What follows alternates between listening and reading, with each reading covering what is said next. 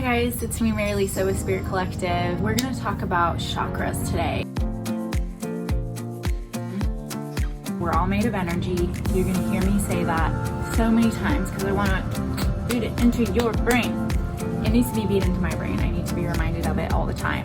The word chakra comes from Sanskrit, which means wheel of light. Essentially, we have many chakras in our bodies. They're energy centers, they're communication systems. There are 7 main ones that we focus on today, and it comes from Eastern spiritual traditions.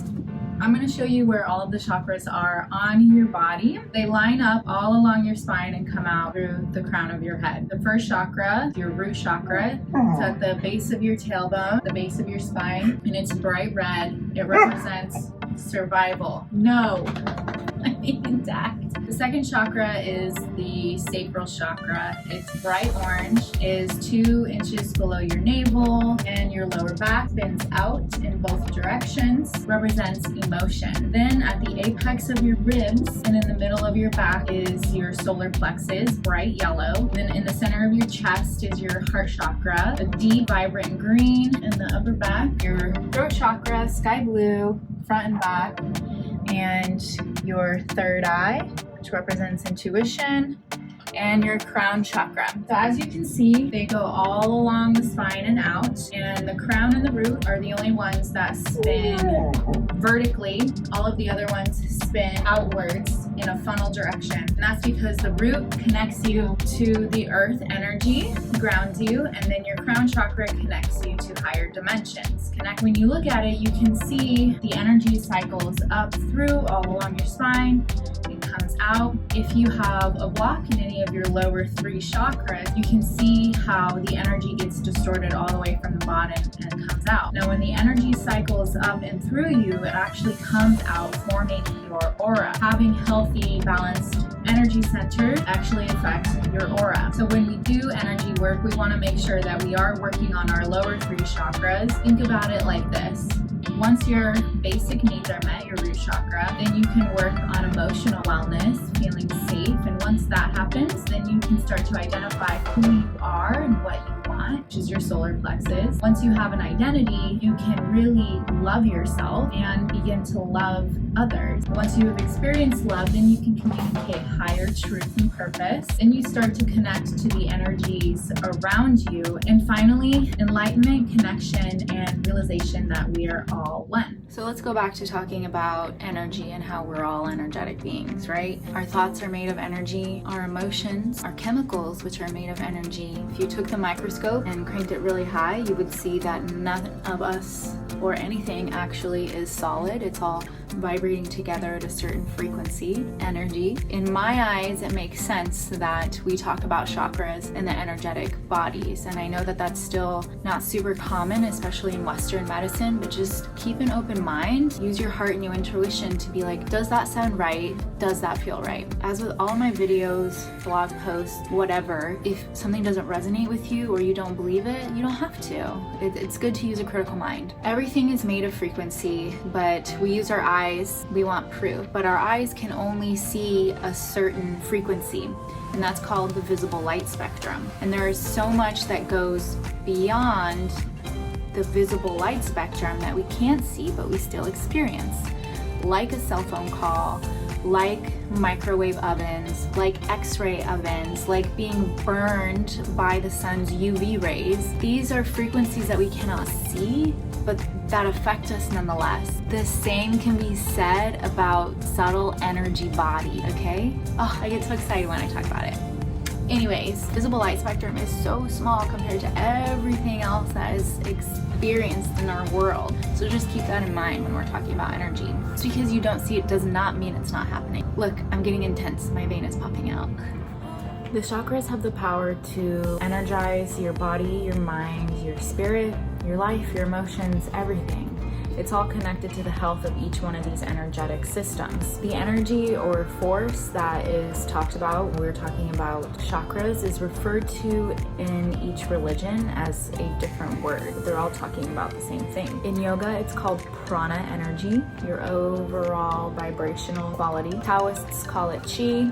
In Japan, it's called ki, like rei ki. Rei meaning holy and ki meaning energy. Just like each chakra can relate to different emotions or life circumstances, they also relate to different organs, different body part, different reflexology, different glands. A really helpful tool to find out which of your chakras are imbalanced without talking to an energy healer, or if you're not super aware of it already, is to find out which part of your body is having issues. If it's related to your legs or your, even low back or tailbone, that's root chakra. So wherever the chakra lies, it kind of governs that part of the body. So issues with breathing, for example, would be the heart chakra. Like if you get a lot of anxiety and it's hard to breathe, it's all related to where each chakra is. So if you have nightmares, it can be either a crown chakra or a third eye chakra issue. Chakras are also located in pretty much the same positions on all animals. Here, she has a third eye. Different chakras also relate to different crystals. A chi-chi is whatever color the chakra is. Generally, finding a crystal that is also that color will help heal and balance that chakra. Like lapis lazuli is really good for throat, communication, and truth. Each chakra can also be related back to a zodiac sign. The root chakra is Aquarius and Capricorn. The sacral chakra, the second one, is related to Pisces and Sagittarius. Third chakra is Scorpio and Aries. The heart chakra is related to Libra and Taurus, which are also both ruled by Venus. Gemini and Virgo rule the throat chakra, which is Mercury. Cancer and Leo rule the third eye, which is both the sun and the moon. And then the crown chakra is all its own thing. Also, the chakras can be related to as different parts of the self. So the lower three chakra, which is root, sacral, and solar plexus, those are personality. They make up the layers or levels of your outer identity. The fourth chakra, which is your heart chakra, it's the bridge between the lower three and the upper three, is your actual self, who you inherently are, the seat of your soul. And the upper three chakras, the throat, the third eye, and the crown, are known as the higher self or higher consciousness. So we have the parts that make you who you are, like personality, your actual self, and then your higher self. The more I learn about spiritual concepts and dive into things like the chakras, astrology, even tarot, I start to find that all of them are interconnected. So everything can be related back to another thing, which is helpful for guiding your healing journey. The word chakra in Sanskrit means wheel of energy. And Dr. Joe Dispenza, I reference his book in my last blog post on building your psychic intuition, which I'll link here. He really explains it, and he is some sort of quantum scientist. So if you don't believe me, please believe him. He talks about how the chakras are actually energetic communication systems. They each correspond with different body functions, different organs. They all need to communicate properly together for optimal health. Each chakra builds off the energy of the previous chakra. Having a block all the way down in your root chakra kind of affects and distorts the energy all the way up as it recycles back out of your chakras. Blocks or distortions. I want you to kind of think about chakras as Maslow's hierarchy of needs. A pyramid, basically, saying that each part of a human life needs to be built off the lower rung of the ladder, or pyramid for that matter. At the very bottom is physiological needs, safety concerned, food, water, shelter, your basic needs. And then we have emotional safety, because you can be physically safe and feel emotionally unsafe. Your healing journey is your own. However you decide to go about it, whether that be therapy, crystals, energy healing, working out, you will figure out the system which works best for you. I do work with a lot of clients who do both therapy and energy work, and the amount of time it takes them to feel sustainably well and happy is short. Don't listen to me if you don't want to, right? No one asked me, I'm just here to talk. But I do believe that doing both is incredibly helpful for people. So after feeling safe, however you can get that done for yourself, energy work, talk therapy, whatever, then you need to feel like you belong. You need to find your people, because without your people, I talked about this in my February workshop regarding the age of Aquarius. There is a theory out there that addiction stems from separation. So if you don't have those connecting forces in your lives, you're not part of a team or a church, go to the sports bar and root for the, sports, Lions or Badgers or someone, then you feel kind of floating and there's no grounding presence in your life. We need to have that connection in order to know ourselves deeper. So forming belonging and groups with people is incredibly important to our mental and spiritual health. Once we feel like we belong, like we are accepted and people see us for who we are, then we're building self-esteem. We can feel good about ourselves. And once you feel good about yourself, the very top of the pyramid in Maslow's hierarchy of needs is self-actualization. And that means becoming and stepping into who you truly feel like you are and want to be. And that's like the light at the end of the tunnel. So all of this relates back to the energy centers, because they also build off of each other on an energetic level, and they all need to be in harmony and balance for you to feel your best. Luckily, your chakras are incredibly intelligent. Energy is incredibly intelligent, and it works nonstop whether we are aware of it or not. The benefit is to being aware of it so that we can start to manipulate it. Manipulate is not always a bad word, by the way.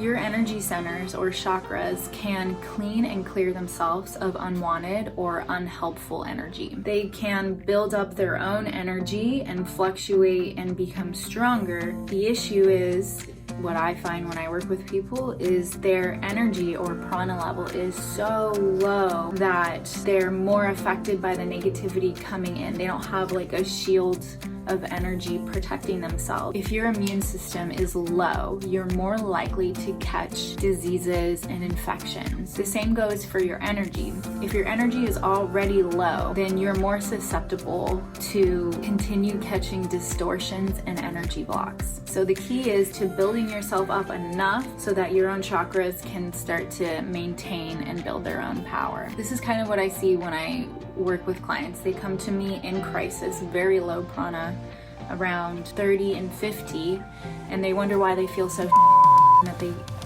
I don't know if I can say that here.